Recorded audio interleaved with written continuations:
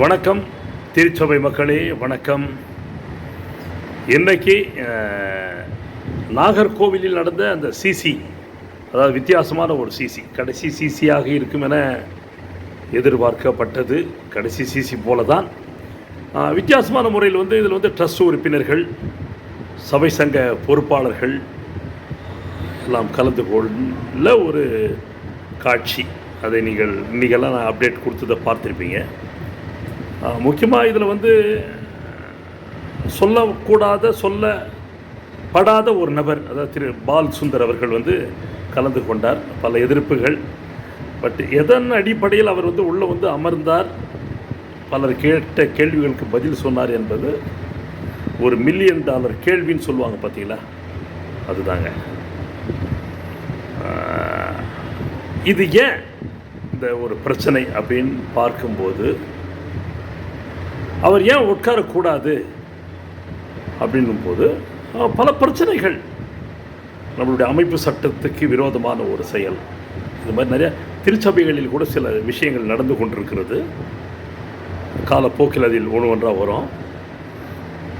இது அமைப்பு சட்டத்துக்கு விரோதமான ஒரு செயல். அது மாத்திரமல்ல, நம்மளுடைய LCMS பிரச்சனைகள் மற்றும் இதுதான் நம்மளுடைய சட்டம் என்ன சொல்லுதோ அது. இவர் ஏற்கனவே ஒரு குற்றவாளி அப்படின்ற ஒரு இது, அதுவும் நம்மளுடைய ILC சொத்து விற்கப்பட்டதனால் அப்படின்ற ஒரு இது போல் ஒரு குற்றச்சாட்டு. அதனால தான் அவர் மற்றபடி அவர் உட்காரதுனால நமக்கு ஒன்றும் கிடையாதுங்க. சில விஷயங்கள் நாம் தெரிஞ்சு கொள்ளலாம். ஏன்னா ஒரு சீனியர் இப்போ இருந்தாங்க. ஆனால் பல தவறுகள் செய்யும்போது இது ஒரு தண்டனையாக கருதும் போது நாம் அவர்களை தவிர்த்துட்டு பண்ணும்போது மட்டும்தான் அதனுடைய அந்த தண்டனைக்குரிய விஷயங்கள் முழுமை பெறும். இல்லாட்டி அவர் எனக்கு அதிகாரம் இருக்குதுன்னு அவர் கூப்பிட்டு உட்கார வச்சுக்கிறதுல அதில் என்ன ஒரு பெருமை அப்படின்றது தெரில. இதை பெருந்தலைவரும் GTயும் அவர்களும் ஓகே, ஏற்கனவே 3 ஆண்டுகள் முடிந்து போனது. இனி வரும் காலங்களில் இது மாதிரி சின்ன சின்ன விஷயங்களை நாம் தவிர்த்தால் நல்லது என்பது தான் என்னோட பணிவான கருத்து, கோரிக்கை. விஷயத்துக்கு வருவாங்க. இன்றைக்கு ரொம்ப பரபரப்பான சூழலில் ஆரம்பிக்கப்பட்டிருக்கு. முதல் காரியமாக என்ன பண்ணியிருக்கிறாங்க, நம்மளுடைய ILCயோட துணைத் தலைவர் இறந்துட்டாரில் அவருக்கு மற்றும் அந்த ஏர் இண்டியா விமானம் அகமதாபாத்தில் விபத்துக்குள்ளானது, அவர்களுக்கு இரங்கல் செலுத்தப்பட்டிருக்கு. நல்ல வரவேற்கத்தக்க விஷயம்.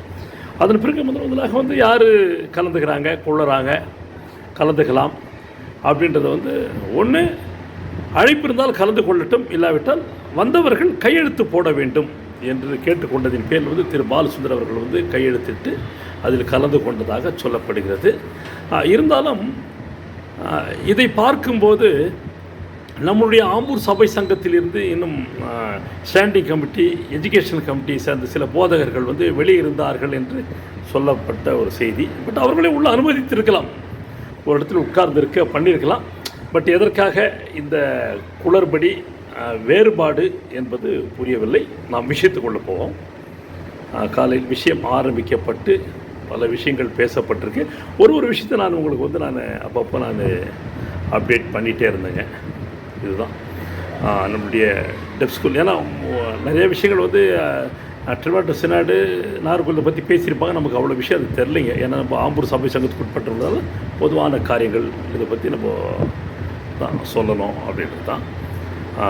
அந்த நம்முடைய கடந்த 20ஆம் தேதி, அதாவது 21ஆம் தேதி அந்த நடந்த நேர்காணல் MRC பள்ளிக்கு, அதில் ஏறக்குறைய 14 பேர் கலந்துக்கிறாங்க. அதில் பலர் SC அப்படின்ற மாதிரி அது ஒரு இது. ஸோ அது ஒரு பிரச்சனையாக வரும்போது அதே போல் அது ஒரு முறையற்ற தன்மையோடு தான் அதை செய்தாங்க. அது முறையில்லை அப்படின்றதுனால அதுக்கு ஒரு கமிட்டி போட்டு அதை ஆராய்வதாகவும், அந்த கமிட்டிக்கு சாம்சல்ல பாண்டியன் தலைவர் அப்படின்ற மாதிரி சொல்லியிருக்கிறாங்க. ஒன்று. அடுத்ததாக correspondent special school Bargur correspondent MRCக்கு அவர் பூஷன், அவருக்கு பதில் சாம்சல்ல பாண்டியனும், அங்கே சிக்னட்டரி யாரோ ஒரு போதகரோட சகோதரர் அப்படின்னு சொன்னாங்க, தாமஸ், அது மாதிரி ஏதோ சொல்லியிருக்கிறாங்க. அது யாருன்னு எனக்கு தெரியலைங்க. எந்த போதகரோட உடன் பிறந்த சகோதரர் அது இதெல்லாம் நமக்கு தெரில. அடுத்தது வாணி ஆம்பூர் பேர்னாம்பட்டு எம்ஆர்சிக்கு வந்து நம்மளுடைய வின்சென்ட் ஜெயகரனை வந்து, அப்புறம் கோ செக்ரட்டரியாக வந்து போதகர் ராஜதுரை ஐயா அவர்களை போட்டிருக்காங்க. நல்ல விஷயம். அவருக்கு நல்ல பொறுப்பே கொடுத்துருக்க வேண்டிய ஒரு நபர். பட் வந்து அவர் ஓய்வு பெற்றுட்டார். ஏதோ சமாதானப்படுத்துறதுக்கு அப்படின்ற ஒரு ரிசல்ட்னா இது ஒரு விஷயம் அப்படி நடந்திருக்கு. அப்புறம் வந்து அந்த சொத்துக்கள் குறிச்சியும் அப்படி பேசியிருக்கிறாங்க. இன்னும் பல விஷயங்கள் வந்து அப்படி பேசப்பட்டிருக்கு. அதுக்கு பதிலெல்லாம் வந்து நம்மளுடைய மேக்சிமம் வந்து எல்லாத்துக்கும் நிறையத்துக்கு வந்து ஜிடிக்கு பதில் வந்து திரு பால் சுந்தர் தான் பதில் சொன்னதாக நமக்கு ஒரு தகவலுங்க. அது எந்த அளவுக்கு உண்மை என்றது அதாவது தான். பட் நம்ம அது ஒரு வீடியோ கூட பார்த்தோம். அங்கேருந்து பெறப்பட்ட வந்து வீடியோ அதை பார்த்துங்க. அடுத்து மிக முக்கியமாக வந்து தேர்தல் தான் செய்வாங்க, நடத்துவாங்க, அதுக்கான தேதி. ஆனால் கடைசியில் பார்த்தா நான் என்னோடய பதிவில் வந்து அவருக்கு கால் முறிவுன்னு போட்டுக்கிறேன் தேர்தல் அலுவலருக்கு. பட் முதுகில் ஏதோ அடிபட்டு விபத்து அப்படின்றதுனால இதில் என்ன ஒரு விஷயம்னா, முதுகில் அடி போடுறதுக்கும் தேதி சொல்லாமல் போகிறதுக்கு என்ன விஷயமே ஒன்றும் புரியல. பட் எப்படி பார்த்தாலும் அக்டோபர் வந்து 20ஆம் தேதி இவங்களோட பொறுப்பு முடிகிறது. அவங்க வெளியேறி தான் ஆகணும். ஏன்னா அதுதான் நம்மளோட சட்டம். செக்ஷன் 18 நினைக்கிறேன், 18, 19 அதில் நீங்கள் பாருங்கள். அதில் அப்படி தான் சொல்லப்படுகிறது. ஆகவே அவர்கள் அதுக்கப்புறம் நிர்வகிக்கிறதுக்கு ரொம்ப சிரமம் தான். பட் அதை வச்சு அவங்க ஏதோ ஒப்பேற்றலாம் அப்படின்ற மாதிரி ஒரு மனக்கணக்கு ஏதோ தவறான ஒரு விஷயத்தை பண்ணுறாங்க.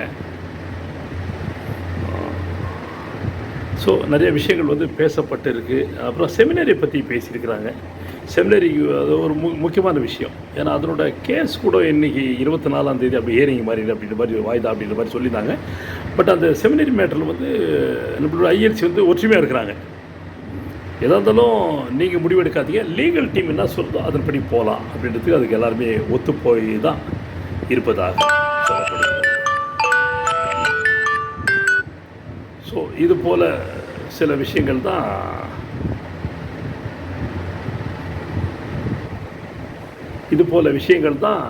நிறையா போயிருப்பதாக சொல்கிறாங்க. கடைசியில் வந்து அங்கே திரு சாம் லாங்லின் நிறைய கேள்விகள் அடுக்கடுக்காக கேட்டார். ஒவ்வொரு விஷயங்கள், சொத்துக்களை பற்றி, பல விஷயங்களை பற்றி, முறையான எதுவுமே நம்ம பின்பற்றுவதில்லை, இப்படி போன்ற பல கேள்விகள் எழுப்பும்போது அங்கே ஒரு சலசலப்பு ஏற்பட்டு இருப்பதாக சொல்லப்படுகிறது. அந்த சலசலப்பின் இதிலே வந்து அந்த மீட்டிங் வந்து முடிஞ்சிருக்கு. இந்த நிறைவு பெறும் தருவாயில் தேர்தல் தேதியை பற்றி சொல்லுவாங்கன்ட்டு பார்த்தாங்க. அங்கே கூடியிருந்த ஒரு லுத்ரன் மக்கள் இயக்கத்தை சேர்ந்த ஏறக்குறைய சுமார் வந்து 30-40 பேர் இருந்திருப்பாங்க போல தெரியுதுங்க. அவர்கள் வந்து ஜிடியையும் நம்மளுடைய பெருந்தலைவரையும் முற்றுகையிட்டிருக்கிறாங்க. அதாவது தேர்தல் தேதியை சொல்லுங்கள், அனௌன்ஸ் பண்ணுங்க அப்படின்ட்டு. அவர் வழக்கம் போல் வந்து இது வந்து நம்ம சொல்ல முடியாது, இது தேர்தல் அலுவலர் தான் சொல்லுவார், அவருக்கு வந்து அடிபட்டிருக்கு அதனால் அவர் சொல்லலை அப்படின்ட்டு இதெல்லாம் ஏற்றுக்கொண்டு போனோம். அதாவது சுற்றி வளைச்சி பார்க்கும்போது இது ஒரு எதுவுமே புல்லே முளைக்காத ஒரு நடுக்காட்டில் பெய்ந்த ஒரு மழை மாதிரி தான் இது மீட்டிங். இது எதுக்குன்னே தெரில. ஒரு சிலருக்கு ஆதாயம், அந்த ஆதாயத்தின் பிரகாரம் தான் சிலர் வந்து அவர்கள் வெற்றி அடைந்திருக்கிறார்கள் என்பது தான். பல சொத்துக்கள் பிரச்சனையை பற்றி பேசியிருக்கிறாங்க, விவாதிச்சிருக்கிறாங்க. அதே மாதிரி ஆம்பூர் சபை சங்கத்தை சேர்ந்த ட்ரஸ்ட் உறுப்பினர்கள் போல பெதஸ்தாவை குறித்து பேசியிருக்கிறாங்க.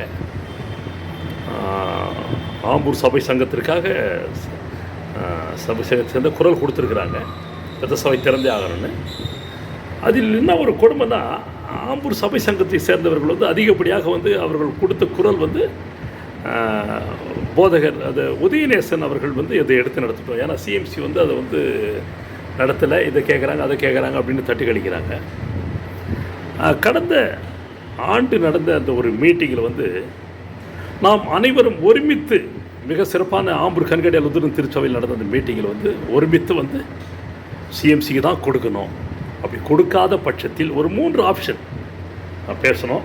அப்பவும் வந்து சபை சங்க செயலாளர் வந்து ஒரு அனௌன்ஸ்மெண்ட் பண்ணார்.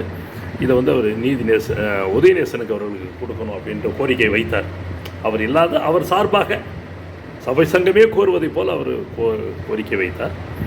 அடுத்ததாக முன்னாள் இங்கே நம்மளுடைய பெதசாவில் பணியாற்றிய சயீத் டாக்டர் அவர் சில ஸ்பீச்சு கொடுத்து நாங்கள்லாம் சேர்ந்து நடத்துகிறோன்ட்டு அவர் ஒரு கோரிக்கை.